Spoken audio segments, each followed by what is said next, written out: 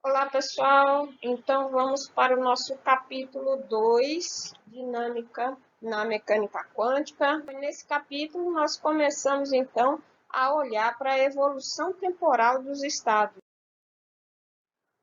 Nós temos a evolução, o item 2.1, que é a evolução temporal, e a equação de Schrödinger, que é o que a gente vai começar a ver agora.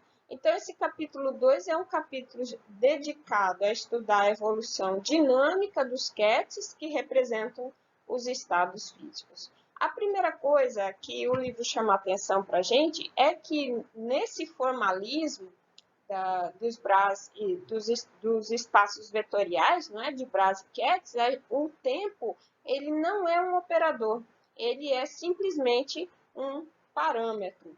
Então, dessa forma, o tempo também não vai ser um observável. Nós não vamos ter autovalores de tempo, por exemplo. No sentido que demos essa palavra no capítulo anterior. No capítulo anterior, a gente viu o quê? Que se você tinha um operador ligado a uma grandeza física, então eu chamava essa grandeza de observável. Nesse sentido, o tempo não vai se comportar dessa forma, da forma como se comportou a posição, por exemplo. Não, o tempo vai ter um comportamento diferente. O que nós vamos ver é que o tempo vai ser um parâmetro. Por outro lado, nós vamos ter um operador de evolução temporal. Ele não é um operador tempo, ele é um operador de evolução temporal. Ou seja, é um operador que vai levar um estado de através do tempo, né, de uma situação para outra, como a gente vai ver aqui, né? Então, esse operador temporal dos estados e observável. Então, vamos lá para ver como é que vai ficar a nossa notação. Nós vamos ter o tempo como um parâmetro a mais, né? Então, eu vou ter que diferenciar um estado num instante inicial do estado num instante qualquer. Então, o ket num determinado estado, num instante qualquer t, que é o resultado da evolução de um sistema inicialmente no instante inicial t0. Então, veja aqui como vai ficar a representação. Nós vamos ter o estado alfa, que inicialmente estava no instante t0, representado agora num instante qualquer t, sendo que t maior do que t0. Então, essa aqui é a representação do estado alfa num instante qualquer t, sinalizando que inicialmente ele estava no instante t0. E o estado inicial? Bom, no estado inicial esse t vai ser t0 também. Então, o ket no estado inicial, eu poderia escrever como alfa t0, t0, seguindo essa notação aqui. Mas a gente simplifica, escrevendo simplesmente alfa t0 ou então alfa. Quer dizer, quando a gente estiver estudando a dinâmica, esse alfa aqui, olha, sem a sinalização do tempo, ele significa o estado inicial do sistema. Aqui completando essa representação, né? Nós estamos dizendo que esse estado alfa, num instante qualquer t, quando esse t tende a t0, então ele vai ser escrito como alfa t0 ou simplesmente alfa. É só a repetição do que a gente viu ali em cima, só que agora no formalismo matemático.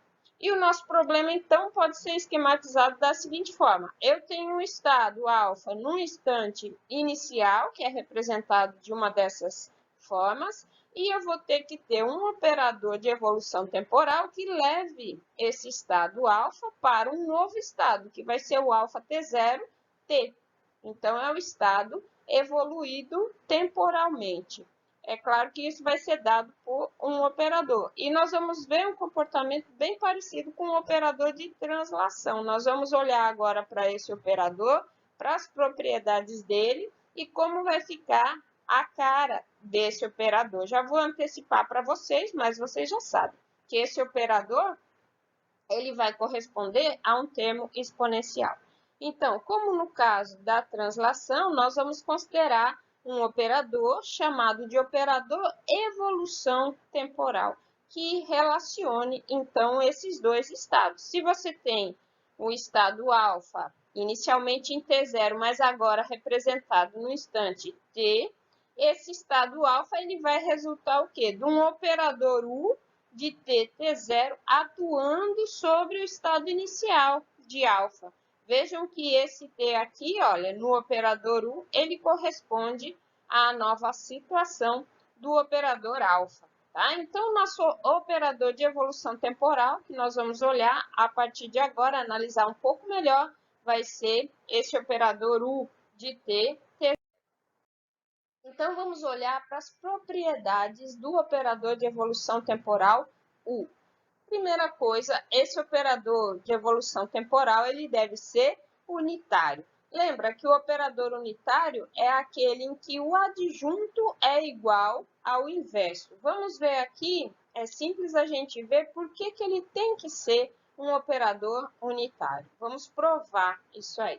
Então, nós vamos considerar a base formada pelos autovetores de uma determinada grandeza A, e nós vamos usar essa base para expandir os estados inicial e final, né? Ou seja, o estado no instante qualquer t e o estado no instante t0. Então, vamos representar aqui, olha, nós estamos fazendo a expansão desses estados, tá? Nessa base, a linha, que é a base de autovetores do operador A. Então, vamos lá. Esse alfa t, t0, ele vai ter esse formato aqui. Lembra que ele é o somatório dos coeficientes de expansão, ou seja, as projeções de alfa sobre os autovetores a linha, né? Os autoestados a linha. Então, são esses coeficientes de expansão C a linha. Agora, a mesma coisa eu posso escrever para o estado inicial, C a linha T0. No entanto, como eu estou falando de situações diferentes, né, estados diferentes, uma coisa é o alfa no estado inicial T0, outra coisa é o alfa, né, depois de um certo tempo. Então, ele já vai estar no instante T. Ele vai ser um outro estado. Então, ele pode ser expandido na base a linha? Pode. Mas esses coeficientes de expansão, eles não vão ser iguais. Então, como o estado evolui, é esperado que C a linha de T seja diferente de C a linha de T0. No entanto, o que acontece? Quando eu pego todas as projeções de alfa sobre os autovetores, num instante qualquer ou no instante inicial, a gente espera que como eu tenho alfa, né, apenas que evolui, a probabilidade total ao medir de obter um dos autovalores à linha, eu estou falando da probabilidade total, né? As probabilidades individuais, elas vão ser diferentes. A probabilidade individual é o C a linha T módulo ao quadrado, né? Mas quando eu somo para todos os autovalores, aí eu vou ter a probabilidade total. Então, muito embora esses termos individuais aqui, eles variem quando a gente tem a evolução temporal, a probabilidade total, considerando todos os autoestados, ela deve ser igual a 1. Então, isso precisa se manter, né, entre o instante inicial e o instante t qualquer. Mas, então, se o estado inicial de alfa T0 ele estiver normalizado, ele vai permanecer normalizado, justamente por conta dessa condição aqui em cima. Matematicamente, como é que a gente representa isso? Né? O produto interno de alfa por ele mesmo, seja num instante qualquer ou no instante inicial, ele tem que ser igual a 1. Esse produto interno corresponde ao módulo de alfa ao quadrado, né? Ele vai ser igual a 1, significando dizer que esse estado alfa, ele está normalizado. Então, se ele estava normalizado no início, ele vai permanecer normalizado nos instantes posteriores, né? Que está representado matematicamente assim. Agora, veja, como é que foi obtido esse estado alfa no instante t? Ele foi obtido a partir do estado alfa inicial e o operador de evolução temporal. É isso que nós vamos escrever aqui agora. Então, essa condição só é satisfeita se o operador de evolução temporal for unitário. Vamos ver por quê. Veja aqui, eu estou reescrevendo essa igualdade, tá? Essa igualdade está aparecendo aqui de novo, mas quem que é o alfa num instante qualquer t, tá? O BRA, não é? De alfa num instante qualquer t. Ele vai ser o BRA de alfa t0, sobre o qual está atuando o operador evolução temporal adjunto, né? Por quê? Porque esse é o correspondente dual da situação em que a gente tinha escrito antes, que era, que aliás ela está colocada aqui, né? Se a gente tem o ket de alfa no instante t, quem é esse ket? É a evolução temporal do ket de alfa t0, né? Como é que faz essa evolução temporal? Usando esse operador U atuando sobre esse ket. Então, veja que esse termo, ele corresponde a esse termo aqui. E esse termo, ele corresponde a esse termo aqui. Bom, necessariamente, para essa igualdade continuar valendo, eu tenho que ter que esse produto de UDAGA U, ele tem que ser igual ao operador identidade. Só que está escrito aqui, né? O DAGA U é igual a 1. Entenda esse 1 aqui, gente, não como o número 1, mas como operador identidade, porque ele é o produto de dois operadores, né? Então, isso aqui só vai acontecer se o DAGA for igual ao inverso de U. E por isso, se o DAGA é igual ao inverso de U, a gente provou que esse operador aqui, ele é um operador unitário. Tá? Então, essa é a prova. Vamos lá, tem mais duas propriedades. A próxima propriedade é a propriedade de composição, que ela nos diz o seguinte, que se você tem um operador de evolução temporal que pega o estado no instante t0 e leva para o instante t1, e depois um outro que pega o estado no instante t1 e leva para o instante t2, tá? Aplicar esses dois operadores sobre o estado inicial equivale a você aplicar esse operador sobre o estado inicial que leva de t0 a t2 diretamente. Lembra que a gente tinha visto isso também para o operador de translação? Quer dizer, você pegar de t0 levar a t1 e depois pegar de T1 e levar a T2 é a mesma coisa que levar de T0 até T2. Então, está representado aqui esse estado alfa, tá? Que inicialmente estava em T0 e agora se encontra em T2, ele equivale ao estado alfa no instante inicial, sobre o qual atuou o operador U T1, T0, levando ao alfa T0, T1, né? E depois atuou o operador U T2, T1, tá? Levando a esse estado final, alfa T0, T2. Então, essa é a segunda propriedade, a propriedade de composição. A terceira propriedade, que a gente, aliás, já viu agora há pouco.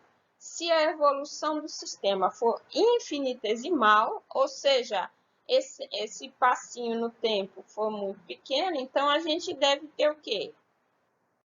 A gente deve ter que esse estado alfa T0T, com limite de T0 de T tendendo a T0, vai ser igual ao estado inicial. E, portanto, esse operador de evolução temporal ele vai ser o operador identidade, ou seja, essencialmente ele não modifica o estado inicial alfa. Tá? Isso aqui vai ser importante para a gente entender o que ocorre quando esse passinho aqui ele é infinitesimal. Então, lembra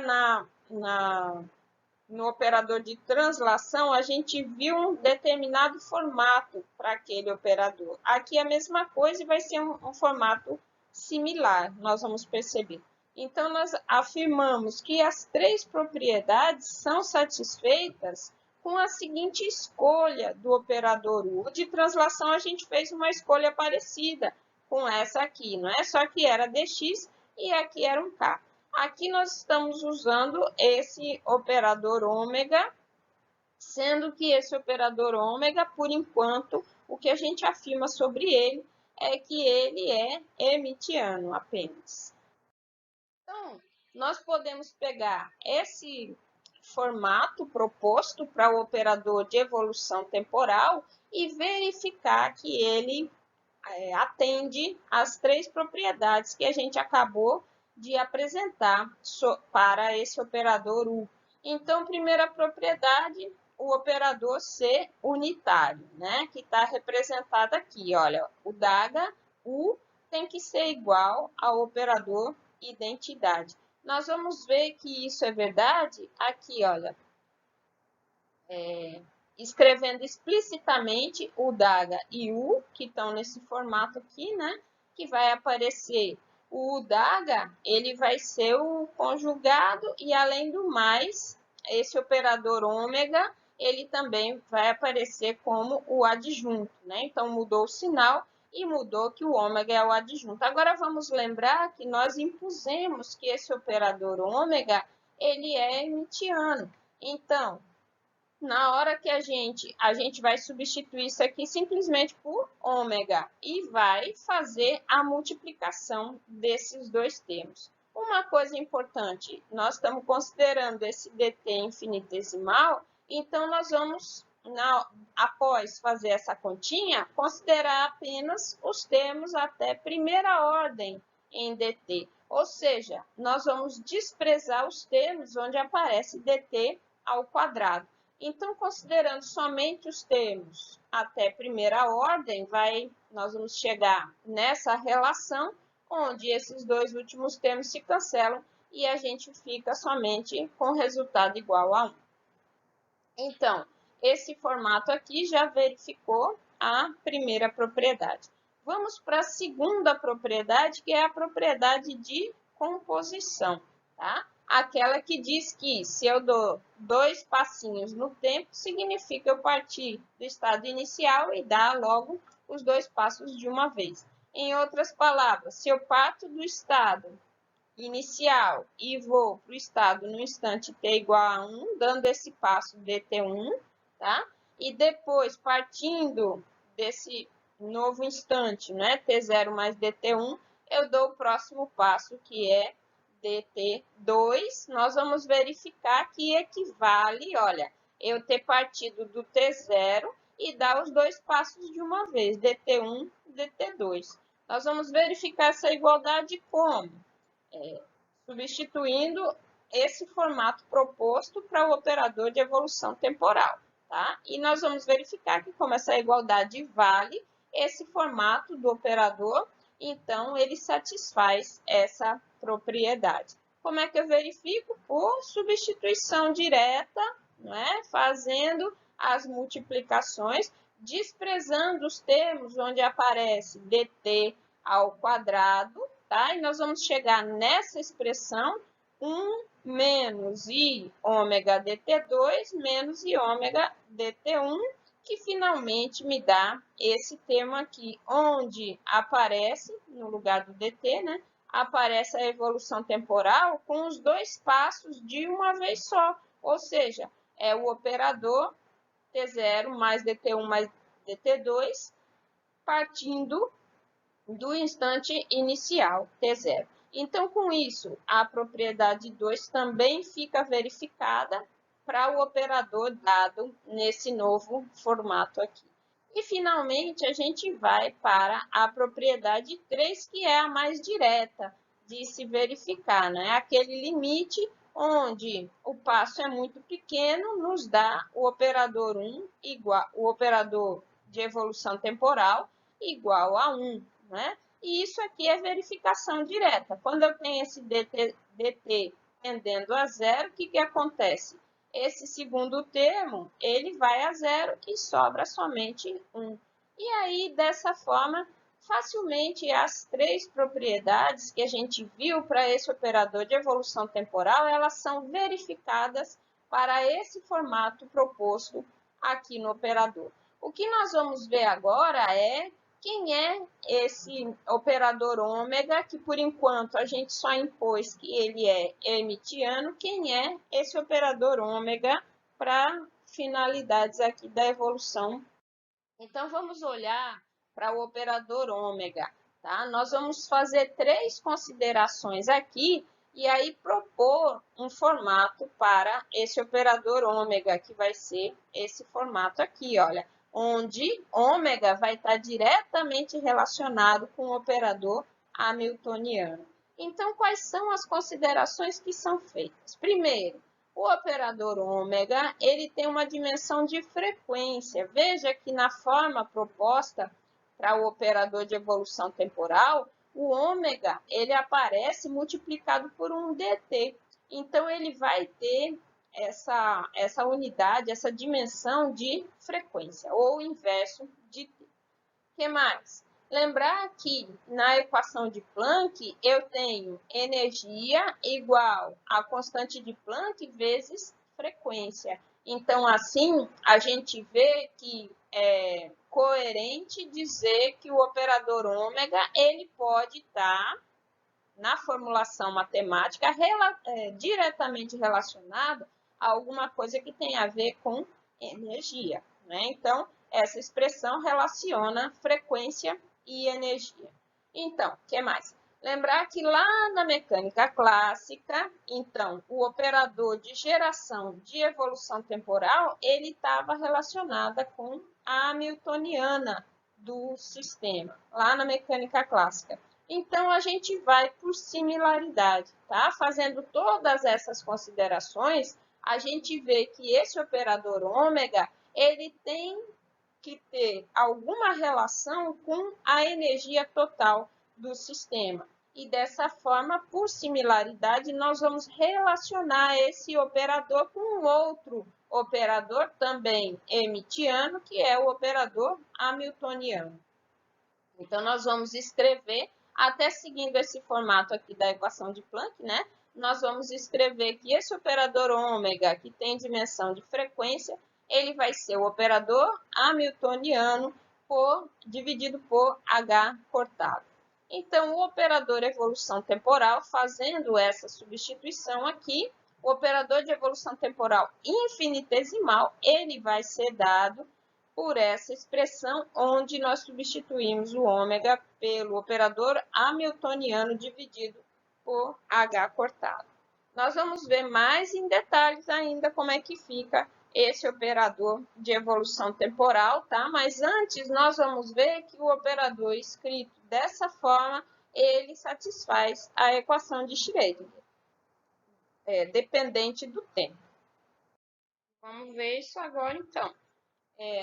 Nós vamos primeiro mostrar que a forma proposta para o operador U, ela resulta para a gente nessa equação, para um estado alfa qualquer no instante t qualquer, mas também vamos usar a equação de Schrödinger para ver o formato desse operador U. Em outras palavras, nós vamos resolver a equação de Schrödinger para esse operador de evolução temporal U. Vamos ver como é que isso fica.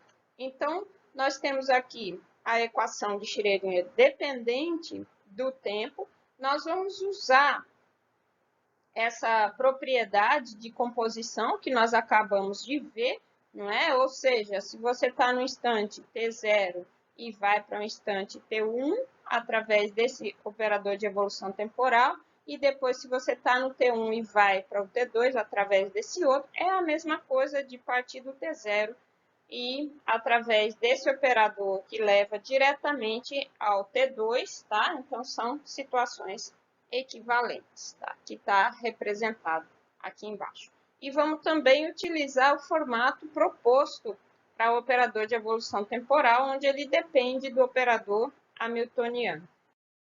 Explorando inicialmente a propriedade de composição, que nós reescrevemos aqui, nós vamos somente mudar um pouquinho a representação. Nós vamos chamar T1 de T e T2 de T mais dt. Então, a gente estava em T0 e ia para T1. Depois estava em T1 e ia para T2. Com essa nova nomenclatura, a gente sai de T0 e vai para T, e depois sai de T e vai para T mais dt. O resto fica igual.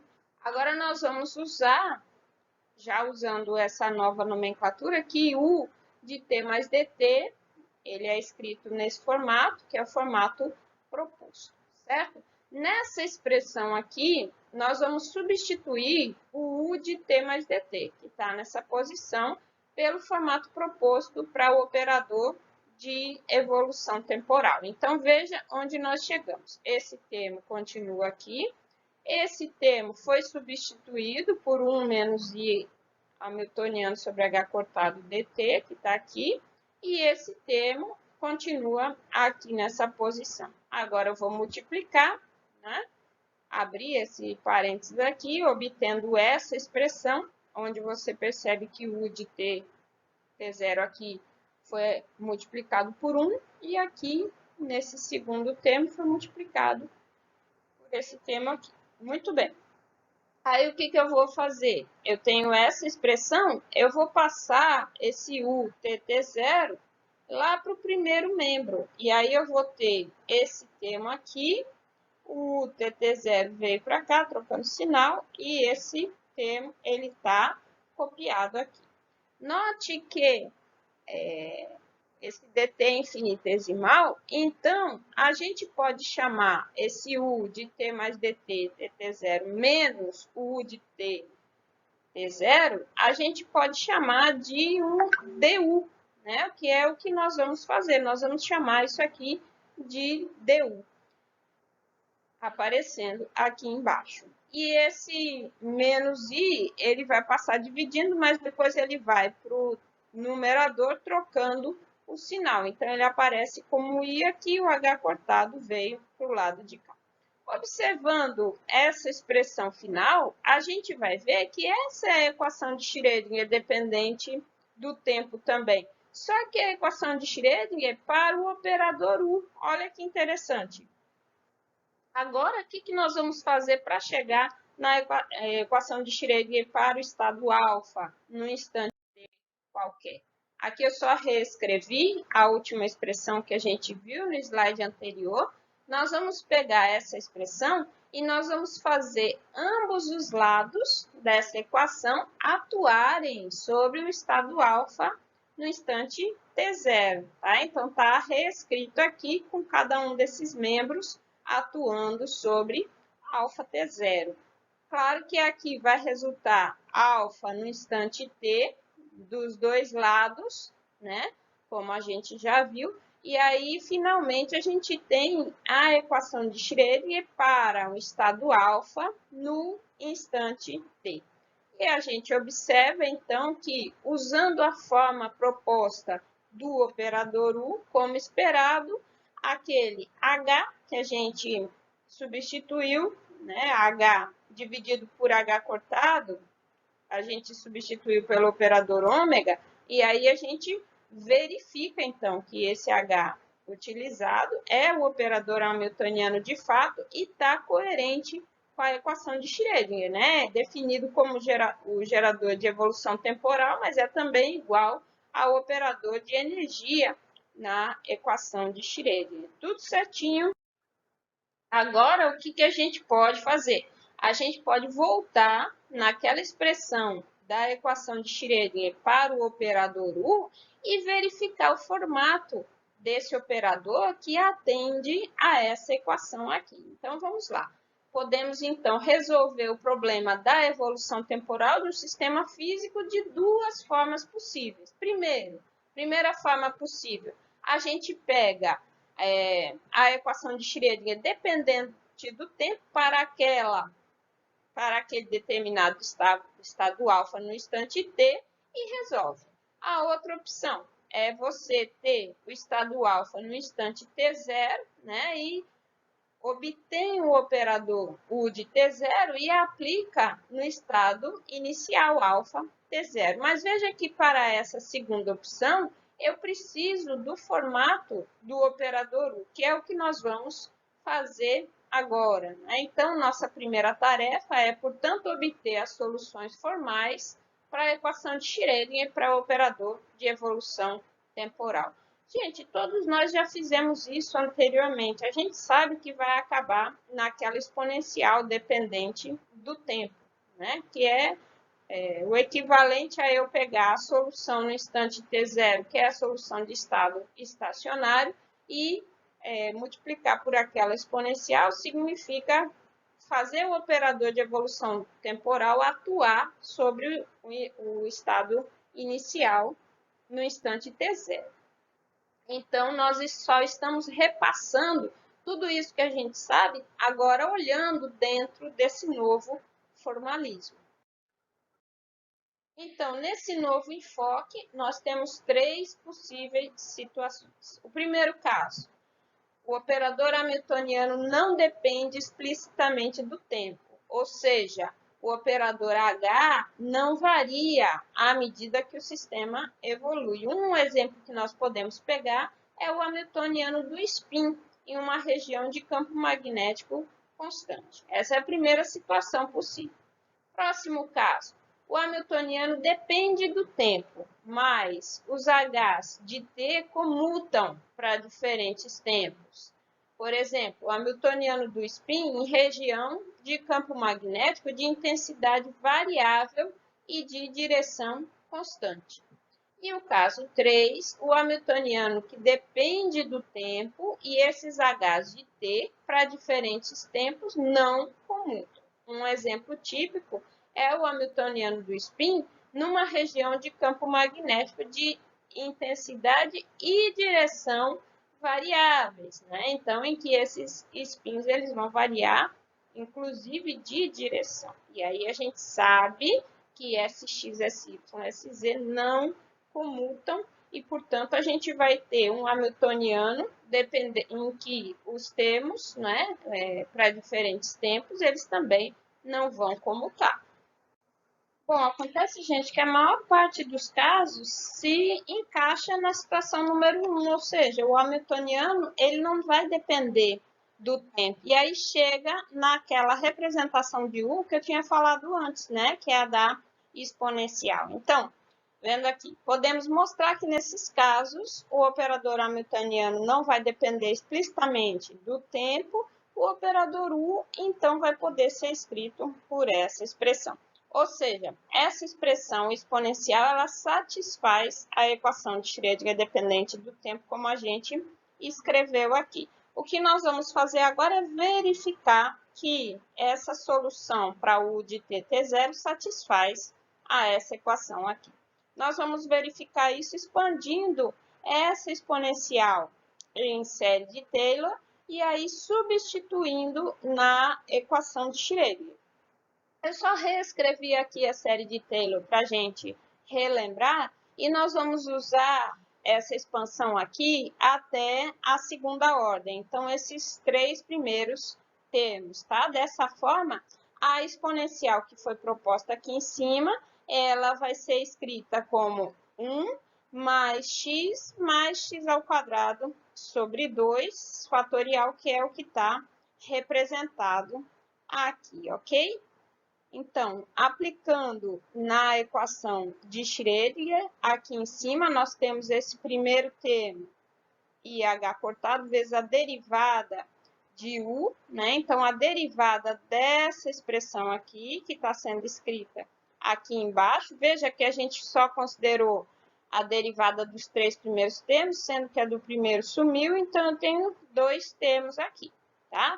E lá do outro lado, o hamiltoniano vezes a própria função. Então, vocês veem aqui H multiplicado por esses termos, esses três termos aqui. Muito bem, na hora que a gente olha para essa expressão, a gente percebe que vale a igualdade, não é? Só multiplicando o IH cortado aqui, nós chegamos aqui nessa expressão de baixo e, portanto, vale a igualdade. E dessa forma, a gente vê que essa equação é satisfeita por esse formato proposto de exponencial para o operador U. Reescrevendo, então, a expressão que a gente obteve no último slide, nós estamos agora em uma posição em que nós podemos calcular a evolução de um sistema físico desde que o estado inicial seja conhecido, porque nós conhecemos a forma do operador de evolução temporal. Mas veja que, em princípio, tanto o estado inicial quanto o final, ou seja, o estado num instante qualquer, eles podem ser escritos na base formada pelos autovetores de um operador qualquer. Tá? A questão é que, se a gente escrever esse estado na base dos autovetores do hamiltoniano, nós vamos conhecer o valor total de energia em qualquer instante, né? E é interessante fazer isso.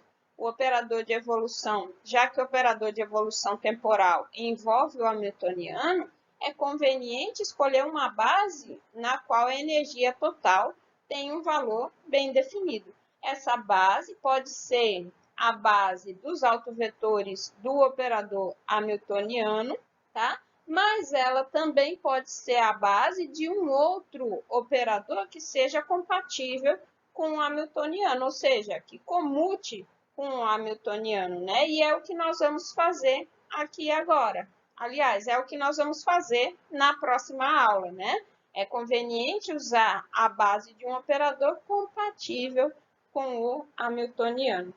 Então, na próxima aula, nós vamos ver justamente isso, os autovetores da energia. Nós poderíamos, por uma conveniência, escrever os estados do sistema em qualquer instante, na base formada pelos autoquetes do hamiltoniano, mas nós vamos fazer uma coisa mais geral. Tá? E para um tratamento mais geral, a gente vai supor uma base formada pelos autovetores de um operador A qualquer. A condição é que esse operador seja compatível com o hamiltoniano, ou seja, eu posso representar o hamiltoniano na base dos autoquetes do operador A, fazer essa representação matricial, diagonalizar essa matriz e obter, então, os autovalores de energia, que é um procedimento também que a gente já viu anteriormente, mas que nós vamos repassar aqui. Esse vai ser, então, o ponto de partida da próxima aula. Até lá!